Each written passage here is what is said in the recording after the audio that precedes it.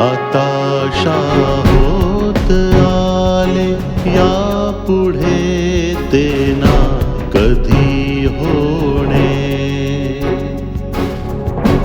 आता होत आले यापुढे ते ना कधी होणे. आता तरी मिळून सर्व बोला,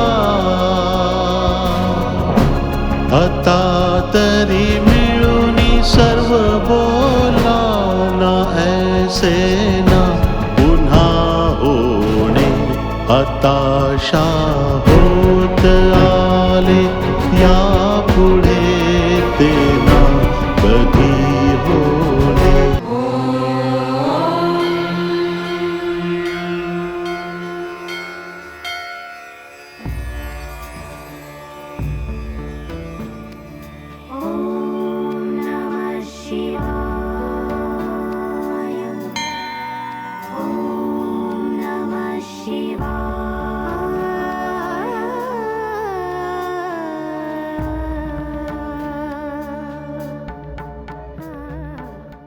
काय मागितलंस देवाकडे? आपल्यांचा आशीर्वाद. तू अशा प्रकारे दुःखी गोष्टी बोलत राहशील तर लोकांचा सामना कसा करशील?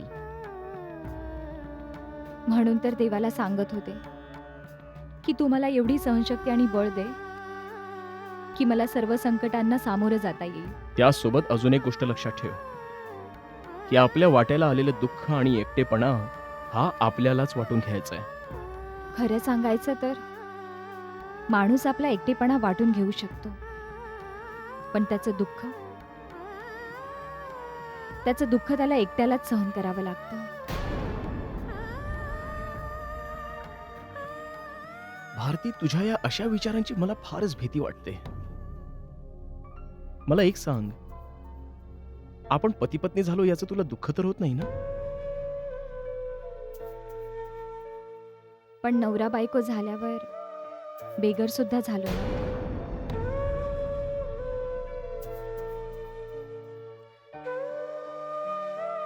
भारती, तू या गोष्टीचा असा का नाही विचार करत की ही आपली एक नवीन सुरुवात आहे? मी वचन देतो की एक दिवस आपलं घर नक्की बनेल, जे स्वप्नांहूनही सुंदर असेल. माझ्या डोळ्यात तर कोणती स्वप्न उरली नाहीयेत. कोण बोलेल की भारती हे सर्व बोलत आहे? एवढ्या निराशावादी गोष्टी? अगं, जर डोळ्यात स्वप्नच नसतील तर जगणार कसं? भारती, मी तुला या गोष्टीची खात्री देतो की आपण असंच आयुष्यभर एकत्र राहायचं, मग परिस्थिती काही असो. हेच साहस आणि हीच ताकद तर मागण्यासाठी देवाकडे आले होते. अगदी बरोबर बोलतेस भारती, ही देवाचीच इच्छा आहे. जर देवाच्या मनात नसतं तर आज आपण एकत्र आलोच नसतो. आणि अजून एक गोष्ट लक्षात ठेव भारती, की आपल्याला गावातल्या लोकांसाठी पण जगायचंय. त्यांच्याच प्रेम आणि विश्वासामुळे आज आपण इथे आहोत. आणि आता तर तू सरपंच पण बनली आहेस. आणि सरपंच पदाची जबाबदारी मी प्रामाणिकपणे पार पाडेन. ह्या पदावर असेपर्यंत या गावाच्या विकासासाठी पूर्ण प्रयत्न करेन. देवासमोर आज मी ही प्रतिज्ञा करते. आणि मी पण तुला एक वचन देतो की तुझ्या प्रत्येक पावलावर, तुझ्या प्रत्येक निर्णयामध्ये मी नेहमी तुझ्या सोबत असेन. या गावाची सरपंच या नात्याने मी पहिलं पाऊल त्या न्यायाविरुद्ध उचलणार आहे जो माझ्या कुटुंबासोबत झालाय. आणि तो एखाद्या काट्यासारखा दिवस रात्र माझ्या मनाला टोचत राहतो. मला असं वाटतं की त्यांना न्याय मिळावा. मला काही कळलं नाही.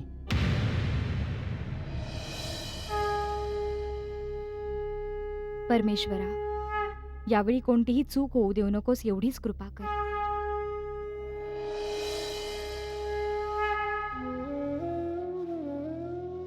मी आलेच. कुठे चाललीयस? विजय, आता काहीही विचारू नका.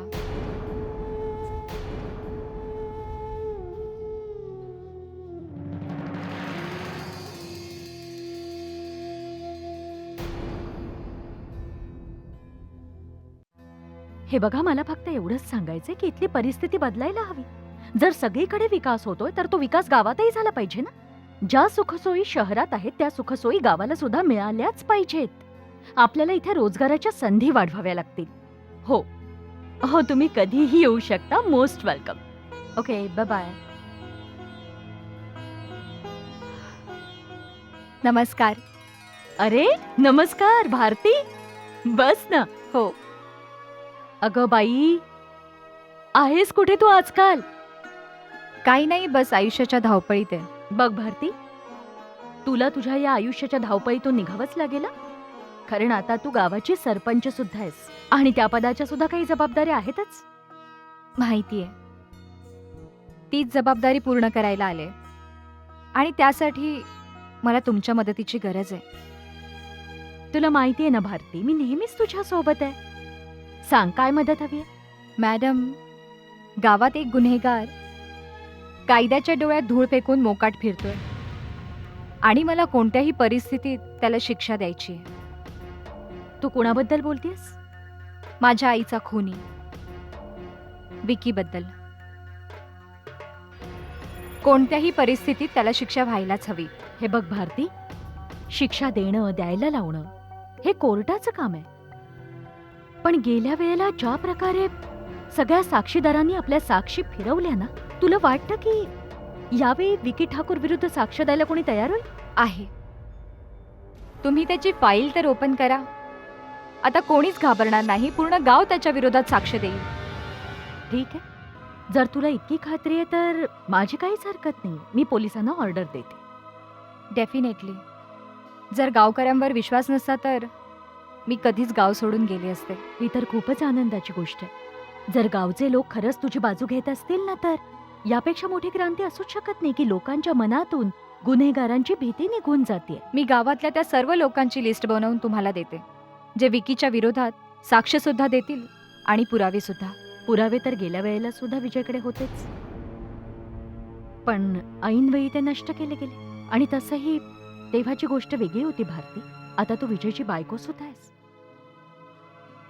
विजय विकीचा सख्खा भाऊ आहे. माहितीये मॅडम, पण प्रत्येक गुन्हेगार हा कोणाचा तरी मुलगा, नवरा किंवा भाऊ असतो. ओके, मी या केसमध्ये तुझ्यासाठी शक्य होईल तेवढी मदत करेन. मी आत्ताच पोलिसांना ऑर्डर देते. आणि तसंही विकी विरुद्ध आधीपासूनच खूप केसेस असल्यामुळे आय एम शुअर त्याच्या विरुद्ध अरेस्ट वॉरंट काढणं अवघड नाही जायचं आपल्याला. तुम्ही फक्त विकीला अटक करवून द्या.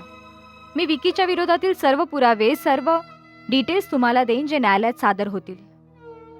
चालेल, मग तुझं काम झालंच असं समज. जर विकीला शिक्षा झाली ना, तर माझ्या मनावरचं मोठं ओझं दूर होईल आणि मला निश्चिंत होऊन गावाच्या विकासासाठी काम करता येईल. भारती, विजयला माहितीये का की तू ही केस रिओपन करतेयस? स्पष्ट तर नाही बोलले, पण त्यांना अंदाज नक्कीच आला असेल. आणि एक गोष्ट माहितीये मॅडम, त्यांनी प्रत्येक वेळी माझ्या निर्णयाला पाठिंबा दिला. आता सुद्धा देतील. बाय द वे, विजय आहे कुठे आजकाल? खूप दिवस झाले भेटलाच नाहीये तो. इनफॅक्ट तुमच्या दोघांच्या लग्नाची पार्टी पण बाकी आहे. लग्नाची पार्टी? काही काय बोलताय मॅडम? आम्ही इथे बेगर फिरतोय आणि तुम्ही पार्टी? अगं काय बोलतेयस काय तू? हं, याचा अर्थ असा आहे की तुम्ही मला आपलं समजत नाही आहात. कमॉन, माझं घर आहे ना, मग तुम्ही माझ्यासोबत राहू शकता. आणि जर तुला तिथे राहायचं नसेल तर काही हरकत नाही. पंचायत निवास आहे ना, पंचायत निवासात तू आरामात राहू शकतेस. पंचायत निवासात सरपंच राहू शकतो आणि या गोष्टीवर कुणाचीही काही हरकत नसेल. हो, मी पण हाच विचार केलाय. आम्ही तिथेच राहणार आहोत. ठीक आहे. आणि काहीही मदत हवी असेल ना तुला, तर मला नक्की सांग. नक्की सांगेन.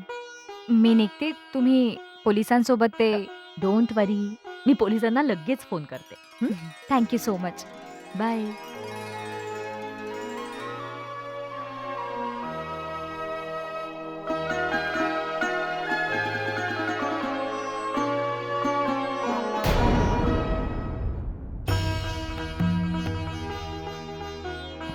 अरे विजय दादा तुम्ही कुठे होता? मी तुम्हाला कधीपासून शोधत होतो. का काय झालं? मी तर तुम्हाला हे सांगायला आलो होतो की आजपासून तुम्ही आमच्या घरी राहा. अशा प्रकारे रोज चपला झिजवण्याची गरज नाही तुम्हाला. अरे नाही नाही, असं काहीच नाहीये, तू काळजी करू नकोस. हं, काही ना काहीतरी बंदोबस्त नक्कीच होईल. तो तर होणारच हो दादा. अख्ख्या गावात सर्वांना हेच वाटतंय की तुम्ही त्यांच्या घरी राहावं, पण मी माझ्या घराची एक खोली एकदम साफसूफ करून स्वच्छ केलेली आहे. तिथे तुम्हाला काहीच त्रास होणार नाही. ठीक आहे, भारतीशी बोलून सांगतो मी नंतर. चालेल, तुम्ही बोलून घ्या. तोपर्यंत मी पहिल्या घरातून तुमचं सामान घेऊन माझ्या घरी घेऊन जातो. अहो, तुमच्या वडिलांनी तुम्हाला घराबाहेर काढलं म्हणून काय झालं? हे पूर्ण गावच तुमचं घर आहे. धन्यवाद धन्यवाद धन्यवाद, पण त्याची काहीच गरज नाहीये. कारण जर आम्ही दुसऱ्याच्या घरी राहिलो ना, तर लोक भारतीकडे बोट दाखवतील, कारण ती आता गावची सरपंच आहे आणि हे मला आवडणार नाही. आम्ही गरीब माणसं आहोत विजय दादा. माझ्या मनात जो विचार आला तो मी तुम्हाला बोलून दाखवला. मी तुमच्या भावनांचा आदर करतो. अशा गोष्टी का करताय? कुणीच गरीब नसतो. हो. विजय दादा तुम्हाला काही माहितीये का? काय झालं? अहो विक्की दादांना पोलीस पकडून घेऊन गेले. हे झालं कधी? अहो आम्ही नुकतेच नाक्यावर उभे होतो, पोलीसवाले आले आणि त्यांना घेऊन गेले. चला, पोलिसांचे डोळे तरी उघडले. उशिरा का होईना जाग तर आली. नाक्यावर बसलेले लोक बोलत होते की मालतीताईंच्या खुनासंदर्भात त्यांना पकडून घेऊन गेले. अरे काय झालं दादा? कसला विचार करताय? काहीच नाही. तर मग चला ना, चला या. अरे या या.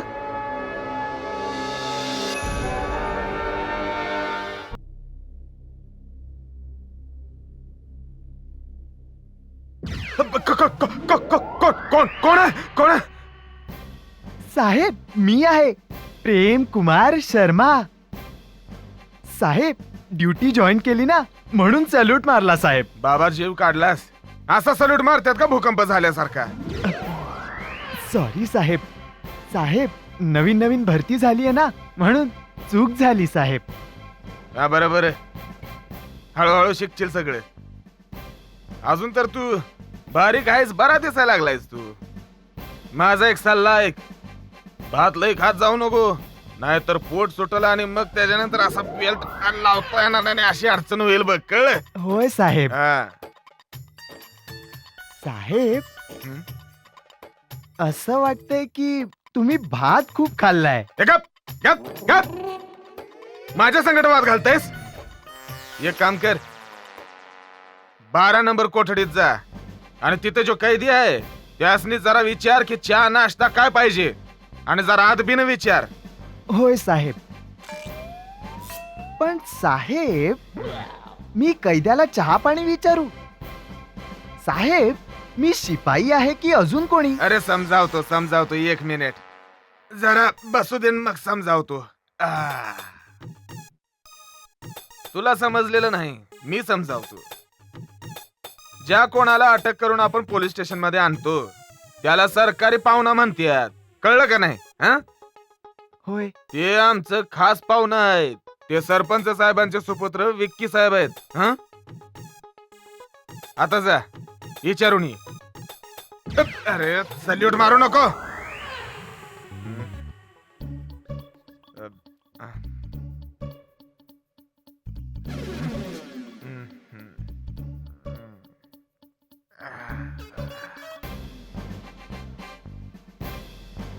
काय विकी दादा, चहा पाणी काही हवंय का? अरे मग तोंडाने बोल ना दादा.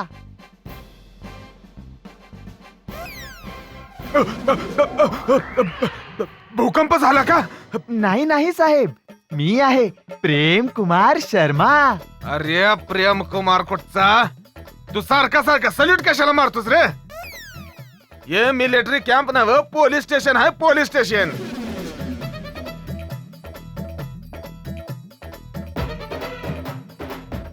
हो प्रेम कुमार साहेब, एक गोष्ट सांगा, तू मिलिटरी भरतीतनं पळून येऊन पोलिसात भरती तर झाला नाहीस ना? नाही साहेब, मी तर शिपाईच्या भरतीमधूनच आलोय. हो, माझे बाबा मिलिटरी मध्ये होते साहेब. हो, म्हणूनच तर या पोलीस स्टेशनची जमीन हादरवतोयस तू. आता मला सांग, विकी भाऊ काय म्हणाले? साहेब विकी दादा तर काहीच बोलले नाहीत. तिथेच पडून राहू दे त्यासनी. श्रीमंत बापाचा मुलगा आहे ना, जन्माला आल्यापासूनच पडून आहे. पोलिसांनी अटक तर केली आहे. आता काय माहिती कोर्ट काय निकाल देत या ते. अवघड आहे बाबा ह्या वेळी वाचणं.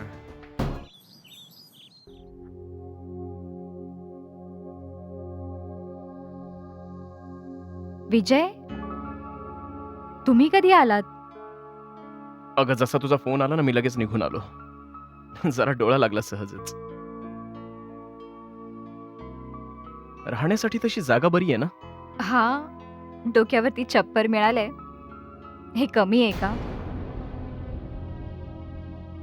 तुम्ही विचारणार नाही की मी कुठे गेले होते? तू तुझं कर्तव्य पार पाडायला गेली होतीस. तू सांगितलं नाहीस म्हणून काय झालं? मला सगळं कळलंय. तुम्हाला आवडलं नाही ना?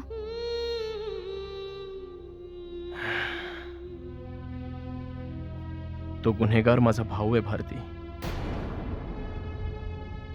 तरी सुद्धा मी तुला थांबवलं नाही. हे बघा, माझ्यासाठी ही न्याय आणि अन्यायाची लढाई होती आणि तुम्ही मला वचन दिलं होतं, त्यामुळे तुम्हाला मला साथ द्यायचीच होती.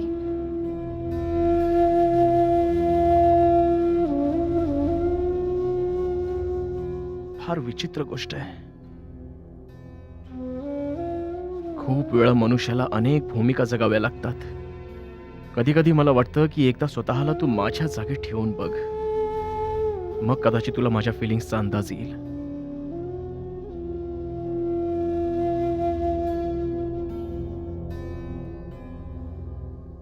मला माहिती आहे विजय, म्हणूनच मी तुम्हाला सोबत घेऊन नाही गेले. विकीला जन्मठेपेची शिक्षा होईल. आता कदाचित तुला बरं वाटलं असेल.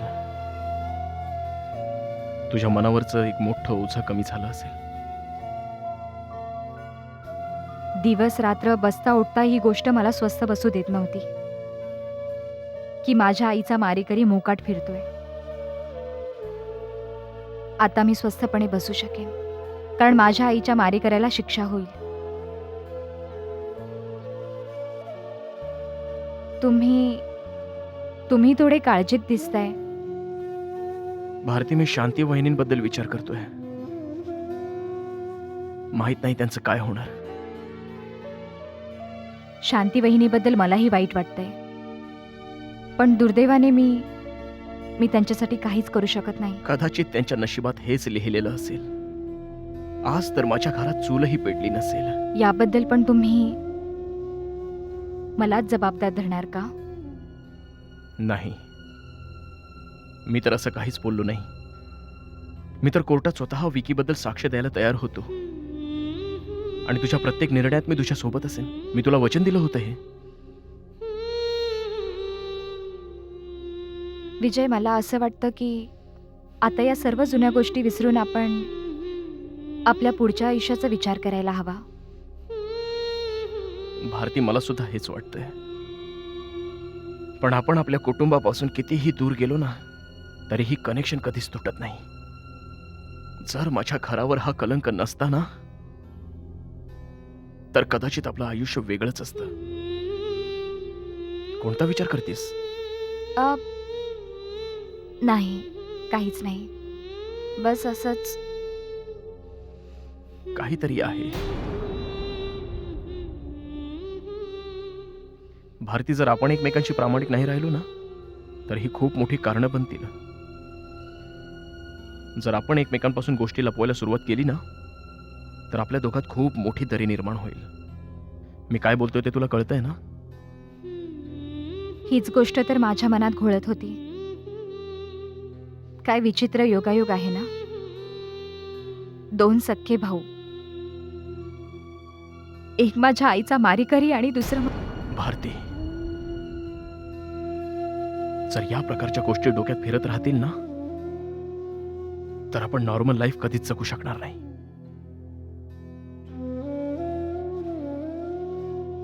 एक गोष्ट विचारू तुम्हाला, तुम्ही या सर्व गोष्टी विसरू शकता? हे बघ भारती, विसरावं तर लागेलच. ते विसरताना त्रास तर होणारच, ही गोष्ट मी समजू शकतो. आणि आपल्यामुळे भरपूर लोकांना त्रास झालेला आहे, पण आपण सत्याच्या मार्गावर आहोत. या कारणामुळे आपण आपलं नातं खराब होऊ नाही द्यायचं. हं. आज मी खूप खुश आहे की मला तुमच्यासारखा समजूतदार नवरा मिळाला.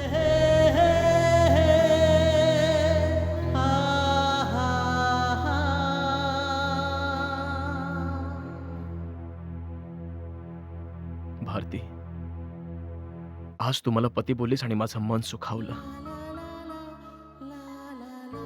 मी जरी काही गमावलं असलं तरी तुझ्या रूपाने खूप काही मिळवलंय. थँक्यू. Thank you very much.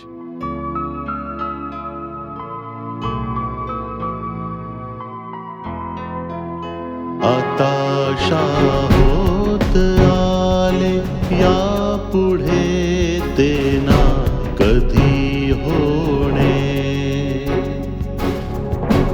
आता होत आले या पुढे ते ना कधी होणे. आता